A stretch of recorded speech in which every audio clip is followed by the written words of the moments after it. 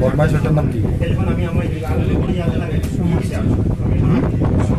আরে আপনার না, ওই যে মোল্লাকে একটা পার্টি এদেরকে গল্প করে